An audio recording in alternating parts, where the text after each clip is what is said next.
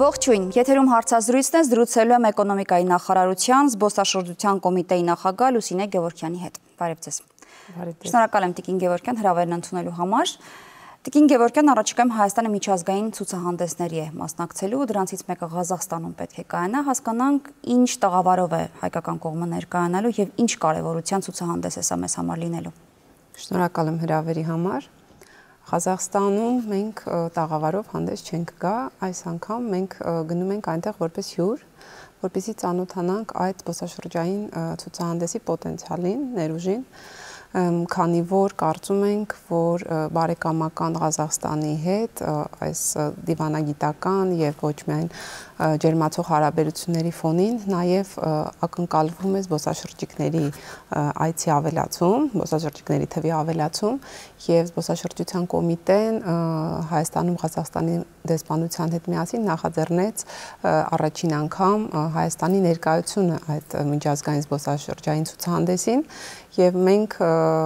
օրերս մեկնում ենք մասնակցելու եւ հասկանալու ներուժը այդ միջազգային ցուցահանդեսի, ինչպես նաև ես հանդիպումներ կունենամ ոլորտը համակարգող բարձրաստիճան պաշտոնյաների հետ։ Իսկ ինչ ակնկալիքներ ունեք։ Ակնկալում ենք հասկանալ համագործակցության բոլոր եզրերը եւ ավիափոխադրումից սկսած մինչեւ մարքեթինգային արշավներ։ Իրենց զբոսաշրջային ոլորտը կարծում եք այնքան զարգացած է, որ հնարավոր է դա բերել եւ որոշակի առումով նաեւ պրոյեկտել մեր զբոսաշրջային ոլորտի զարգացման վրա, թե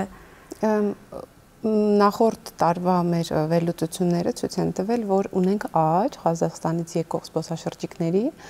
եւ շատ որքան էլ որ դա տխուր է ասել, բարձրաձայնել, բայց Ղազախ ժողովուրդը շատ բան չգիտի հայերի մասին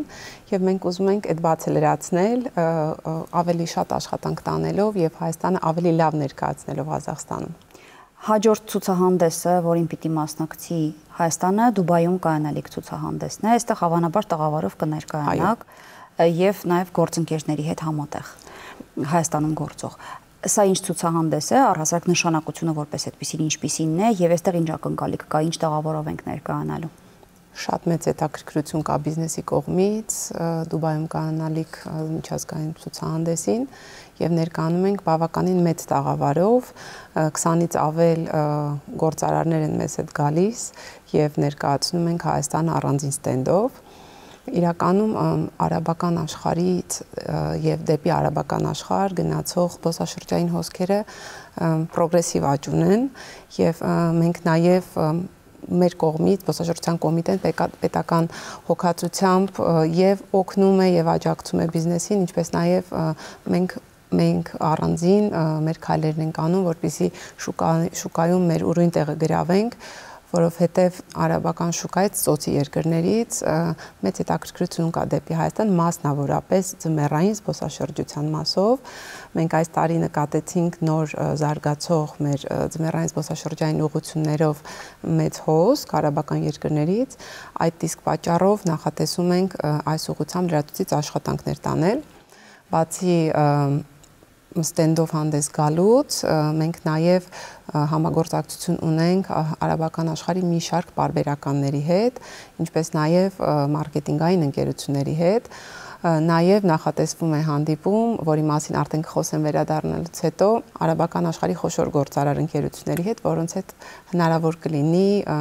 հանրահռչակել Հայաստանը եւ մասնավորապես ձմեռային զբոսաշրջությունը։ Մենք մեր տաղավարում կոնկրետ ինչն ենք ներկայացնելու, գրավչությունը ոնց ենք փորձելու ի ցույց տնել արաբական աշխարհի համար մեր զբոսաշրջության։ Ի տարբերություն եվրոպական բացի ձմեռային հատվածից։ Ի տարբերություն եվրոպական տաղավարների, որտեղ մենք այս տարի հանդես էինք գալիս շեշտադրելով մեր մշակույթը եւ գաստրոտուրիզմն ու էնոտուրիզմը, տաղավարների տրամաբանության մեջ գինուտակառներն էին, մեր հյուրասիրությունը, հյուրընկալությունը այս անգամ մենք փորձելու ենք հանդես գալ մեր բնական, պատմամշակութային եւ խոհանոցային առավելություններով եւ տաղավարը այս անգամ կլինի ավելի մինիմալիստական եւ հնարավորություն կլինի կընձեռվի բիզնեսին ներկայացնելու իրենց պոտենցիալը բոլոր այն ընկերությունները, որոնք դիմել են իրենց զբոսաշրջային պրոդուկտի մասին պատմող խոլովակները ցուցադրելու խնդրանքով մենք Ընդառաջել եք։ Այո, ընդառաջել ենք եւ բացի զբոսաշրջության կոմիտեի նյութերից նաեւ հնարավորություն կունենա մեր այցելուն ծանոթանալու հենց անմիջապես տաղավարում բիզնեսի ներկայացրած նյութերին,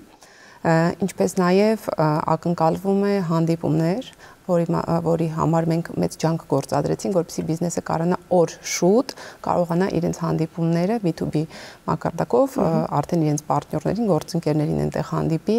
եւ կայացնեն այս տարվա եւ ինչու՞ չէ նաեւ մյուս տարիների համար իրենց գործընկերային հարաբերությունների փաստաթղթային եւ ոչ միայն փաստաթղթային этаպները։ Այսինքն ակնկալվող արդյունքներից մեկն էլ այն է, որ հնարավորություն է բացվում այս միջազգային ցուցահանդեսին մասնակցելուց մշակութային եւ բիզնես համագործակցության կապերի ստեղծումը։ Այո։ Մենք կարծում ենք, որ անհատ գործարարին շատ ավելի դժվար է ինքնուրույն։ Բացի այն, որ մենք տուրիստական հոսք ենք ակնկալում, որ արաբական աշխարհից կարող է գալ Հայաստան, նաեւ բիզնես կապերի հաստատման ակնկալիք է։ Այո, սա հետապնդում։ Այո, քանի որ զբոսաշրջության կոմիտեն ունի այդ ներուժը եւ նաեւ մեզ աջակցում է արտաքին գործերի նախարարությունը, մենք բարձր պետական մակարդակով համագործակցելով նաեւ արաբական աշխարհի պետական մարմինների հետ փորձում ենք հնարավորինս շատ դռներ բացել մեր բիզնեսի համար։ Նաև ուզում եմ նշել, որ Դուբայում կայանալիք էքսպոյից հետո մենք շարունակում ենք, ճանապարհվում ենք դեպի Քաթար եւ նույնպես հանդիպումներ ունենք բարձրաստիճան պաշտոնյաների հետ, ինչպես նաեւ մեզ հետ եկող գործարարները հնարավորություն կունենան հանդիպելու գործարարներին, որոնք ներկա կգտնվեն այդ պետական հանդիպումների ընթացքում։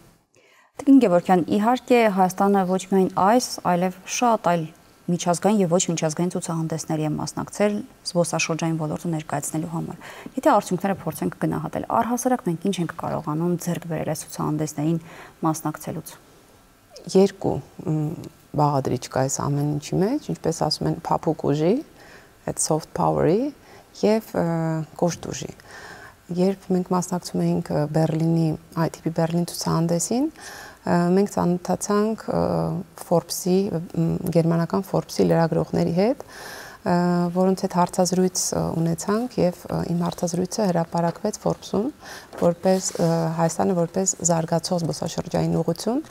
ինչպես նաեւ պայմանավորվածություն ձեռք բերեցինք, որ Forbes-ի ներկայացուցիչները կայցելեն Հայաստան, մենք ակնկալում ենք հունիսի սկզբին նրանց հյուրընկալել Հայաստանում եւ հարցազրույցներ եւ ճանաչողական այցեր կազմակերպել մեր բարձրաստիճան պաշտոնյաների հետ, խոսել ընդհուպ մինչև խաղաղության խաչմերուկի գաղափարի մասին, թե ինչքան կարևոր է խաղաղությունը զբոսաշրջության համար եւ նաեւ մեր գործընկերները, լրագրողները տարբեր միջազգային այսպիսի հայտնի պարբերականներից այս հրապարակումներով Հայաստան հարահրճակում են այն երկրներում, որտեղ շատ հաճախ մեր այսպես ասած ձեռքերը չեն հասնում, որպեսզի մարքեթինգային արշավներ անենք։ Սա հենց այդ փափուկ ուժի կիրառումն է, որը անպայման զբոսաշրջային ցուցահանդեսներին մասնակցելու ընթացքում մենք կարողանում ենք կիրառել։ Բայց եթե վերջին տարիների դինամիկան դիտարկեք, այդ մարքեթինգային արշավները որքանով են կարողացել հաստատություն ունենալ ոլորտի զարգացման վրա։ Ուղիղ, եթե չնայած այսօր որոշել էի թվերից չխոսեմ, բայց կարող ենք վստահ ասել, որ նախորդ տարի մենք ունեցանք դրական աճ արաբական եւ եվրոպական երկրներից եկող զբոսաշրջիկների թվի վրա, ինչը բերեց մի փոքր շուկայի դիվերսիֆիկացման։ Հիմա մենք նաև աշխատում ենք մի քանի ավիաընկերությունների հետ, որպեսզի հենց ինքնաթիռի ներսում ունենանք ինչ-որ ֆլայերներ կամ ամսագրերի շապիկին հայտնվենք, ինչպես մեր հայտնի գործընկերոջ հետ հայտնվեցինք շապիկում եւ նաեւ ինքնաթիռի ամսագրի մեջ շատ գեղեցիկ հոդված հրապարակվեց Հայաստանի գաստրո եւ արկածային զբոսաշրջության վերաբերյալ։ Կարծում եմ հենց դա է ուղիղ ազդեցությունը մարդկանց վրա, որոնք թռնում են այդ օդանավով եւ տեսնելով Հայաստանի մասին տեղեկատվությունը միգուցե պլանավորեն իրենց հաջորդ իրականացնել։ Շատ կարևոր է այս ոլորտի զարգացման համար հիմա թվային տեխնոլոգիաների եւ արհեստական բանականության ներդրման գործիքակազմը, որքանով ենք մենք կարողանում դրանք կիրառելի դարձնել մեզ համար։ Առաջին հերթին եւ որ ես շատ կարեւորում եմ, դա հենց զբոսաշրջության ոլորտի թվայնացումն է, մենք առ այսօր հստակ շատ մաքուր տվյալներ չունենք զբոսաշրջության ոլորտի վերաբերյալ, մենք տվյալները ստանում ենք ՊԵԿ-ից, վիճակագրական կոմիտեից, մեր հարցումներն ենք անում միջազգային կազմակերպություններին ենք հարցումներ անում, բայց կարծում եմ, որ պետական մարմինը պետք է ունենա իր դատան եւ դրան միտված զբոսաշրջության կոմիտեն շուտով կմեկնարկի հենց այն էլեկտրոնային հարթակը, որտեղ մենք կտեսնենք զբոսաշրջային բոլոր սուբյեկտներին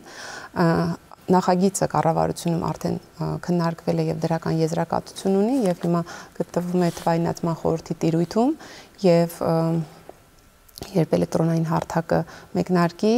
արդեն մենք ունենանք նաև եւ ռեյտինգավորում, եւ արհեստական բանականության հետ համատեղ ինչ որ ծրագրային լուծումներ կարող ենք ներդնել, որպեսզի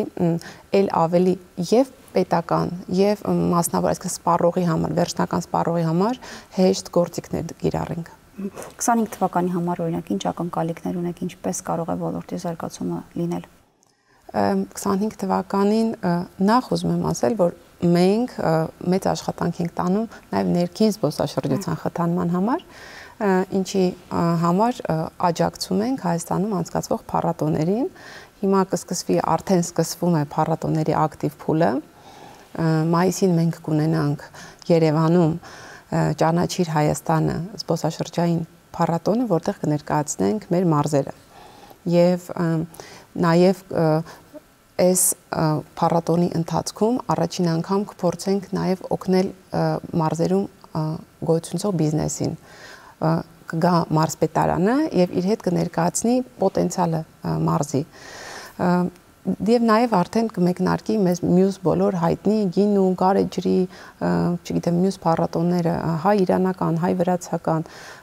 որը այս տարի հենց մեր թիրախում է, որովհետև շատ հաճախ Շիրակում երբ հարցնում ես, մարդիկ Սյունիքում չեն եղել, եւ Վայոց ձորում ես հարցնում, Լոռիում չեն եղել, սա շատ կարեւոր է, որպեսզի հայերը անպայմանորեն ճանաչեն Հայաստանը եւ նաեւ ճանապարհորդեն Հայաստանում։ Եվ նաեւ ինչու ոչ, այդ փառատոները հետաքրքրություն են առաջացնում զբոսաշրջիկների համար, շատ պատահաբար երեք առաջին օրը ծանոթացա երկու զբոսաշրջիկների հետ Մեծ Բրիտանիայից, որոնք գալիս էին Լոռիից, Վանաձորից։ Հատուկ ինչ-որ փառատոնի մասնակցելու համար։ Չէ, իրենք եկել էին Հայաստանը բացահայտելու եւ իրենք շատ հետաքրքրված էին պոստսովետական ճարտարապետությամբ եւ այցելում էին տարբեր քաղաքներ եւ ուսումնասիրում եւ հիացած էին Վանաձորով, իմիջիայլոց եւ նաեւ ես երբ այցեքարտս տվեցի եւ նրանք ծանոթացան մեր կայքին, արդեն ես նրանց շատ հետաքրքիր պատմեցի նաեւ Վարդավառի մասին, դրանք ասացին, որ անպայման վերադառնալվեն եւ ես ասացի լավ կլինի գաք, որ փառատոնային ինչ-որ միջոցառումների մասնակցեք։ Այո, իրադարձային туриզմը կարծում եմ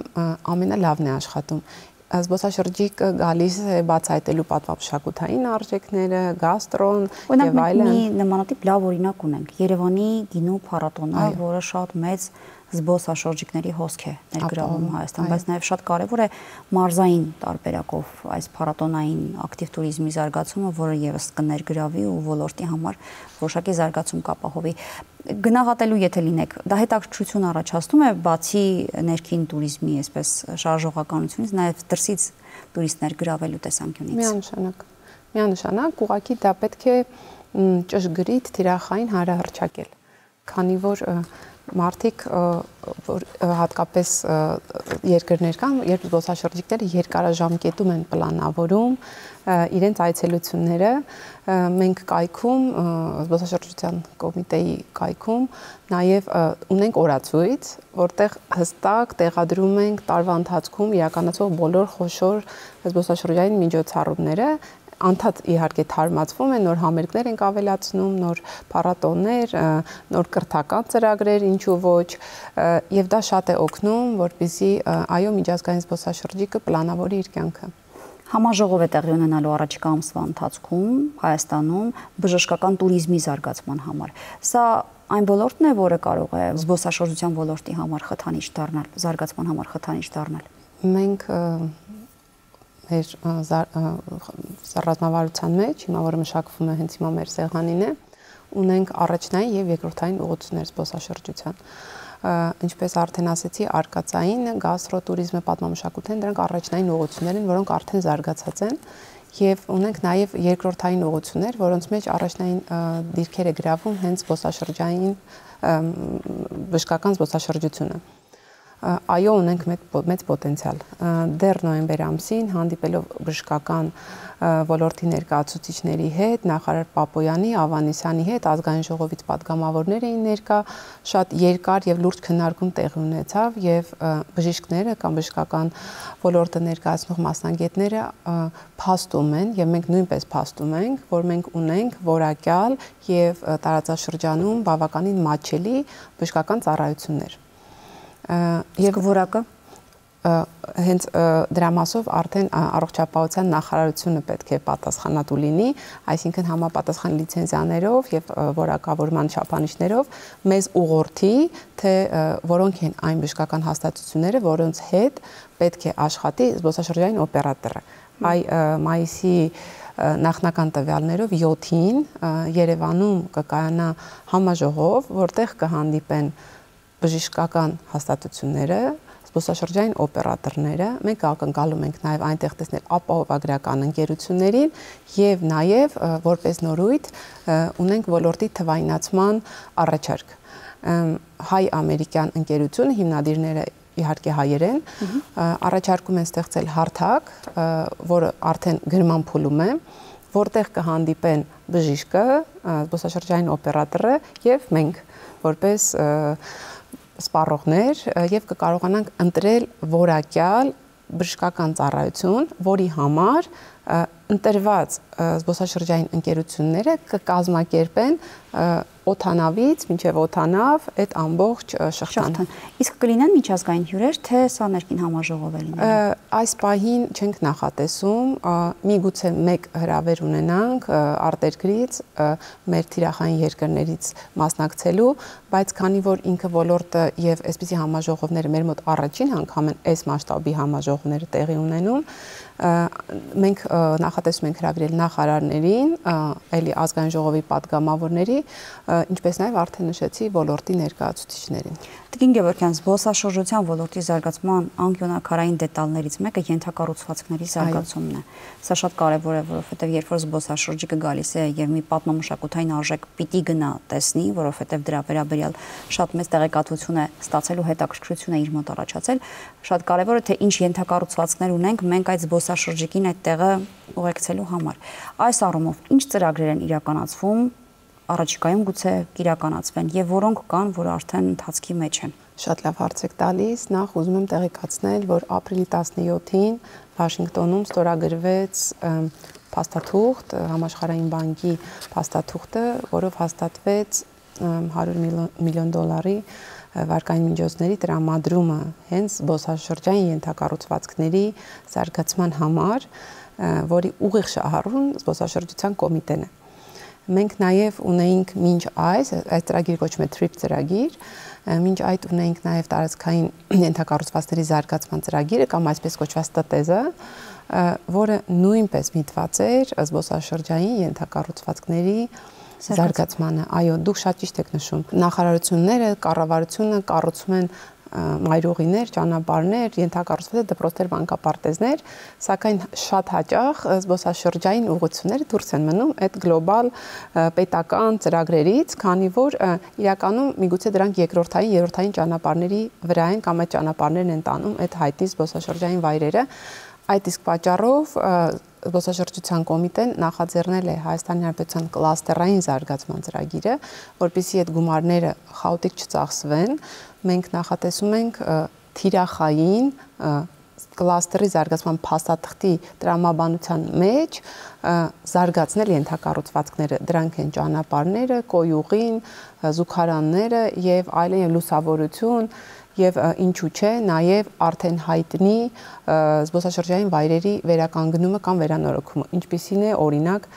Ջերմուկի ըմպելասրահը, որը ակնկալում ենք այս տարի շինարարական աշխատանքները մեկնարկենք եւ այսպիսի շատ ծրագրեր, որպեսզի դուք պատկերացրեք նախորդ ՏՏ ծրագրով թե ինչ լայնածավալ աշխատանքներ են կատարվել, ես կասեմ ձեզ ուղղակի կհուշեմ մի քանիսը, դա քարերի սիմֆոնիա, Գառնիի քարերի սիմֆոնիա տանող ճանապարհն է, որը իրականում վերակառուցվեց եւ հիմա շատ հիմնավոր եւ շատ լավ բարեկարգ ցուցանակների առկայությունն է կարևոր։ Շատ դեպքերում որևէ ճանապարհ գնալիս ուղղակի ցուցանակների չես հանդիպում կամ այնքան հեռավորության վրա ես հանդիպում, որ կարող ես շեղվել։ Այդ մասով աշխատանքներ ենք տանում տարածքային եւ ենթակառուցվածքների զարգացման նախարարության հետ, ներկայացրել ենք ավելի քան 150 տեղանուն, որտեղ անհրաժեշտ է տեղադրել ցուցանակներ եւ նաեւ մեկ շատ կարեւոր ծրագրի մասին եմ ուզում խոսել, որի մասին ընդհանրապես չենք խոսել,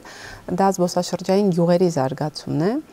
Ամեն տարի մեզ ՄԱԿ զբոսաշրջության գրասենյակից առաջարկ է գալիս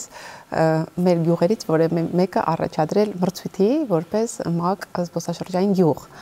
Եվ մենք գիտենք, որ մեր գյուղերը ունեն այդ պոտենցիալը, Վայոց ձորում ունեն գինու գյուղեր,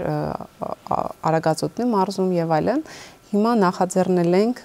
տարածքային եւ զարգացման եւ ենթակառուցվածքների նախարարության հետ, նախարարի տեղակալ Կոստանյանի հետ, որ ամեն մարզում գոնե մեկ գյուղ ճանաչվի զբոսաշրջային գյուղ եւ համապատասխանի այդ միջազգային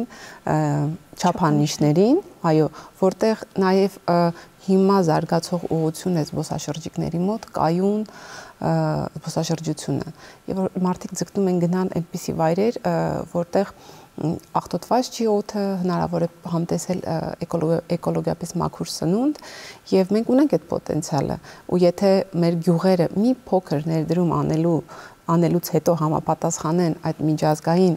զբոսաշրջային գյուղ կոչվելու չափանիշին, սա նույնպես խթանիչ ուժ կլինի, որպեսզի զբոսաշրջիկները գան Հայաստան էկոտուրիզմի համար։ Շնորհակալ եմ զրույցի համար։ Շնորհակալ եմ հրավերի համար։ Զրուցակիցս զբոսաշրջության կոմիտեի նախագահ Լուսինե Գևորգյանն էր։ Կհանդիպենք։